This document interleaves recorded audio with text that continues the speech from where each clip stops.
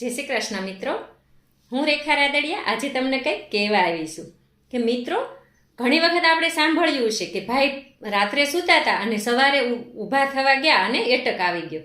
તો એવું થવાનું કારણ એક એ પણ હોઈ શકે, જો અચાનક આપણે ઊભા થવા જઈએ ને તો ઘણીવાર આપણને નુકસાન થઈ શકે છે. ઘણીવાર આપણે પથારીમાંથી ઊભા થઈને સીધા ભાગીએ તો ઘણીવાર એમ કે માથામાં ધંજણાટી થાય છે, આંખોમાં અંધાર આવી, ચક્કર આવી અને પડી જવાય છે, અથવા હાર્ટ એટેક પણ આવી શકે છે.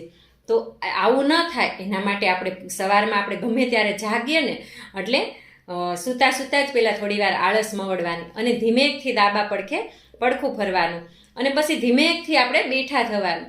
બેઠા થઈ અને પણ થોડી ઘણી કસરત, હળવી કસરત કરવાની અને પ્રભુનું સ્મરણ કરવાનું. આવું કરવાથી છે ને આપણું શરીર છે તે જાગૃત થાય છે અને કામ કરવા માટે એક્ટિવ થાય છે અને આપણું બ્લડ છે તે હરતું ફરતું થાય છે. જો આવું કરીએ ને આપણે, જો એટલી નાની એવી સાવધાની રાખીએ ને તો આપણે સ્વસ્થ રહી શકીએ અને કંઈ પ્રોબ્લેમ આવતા અટકી શકે છે.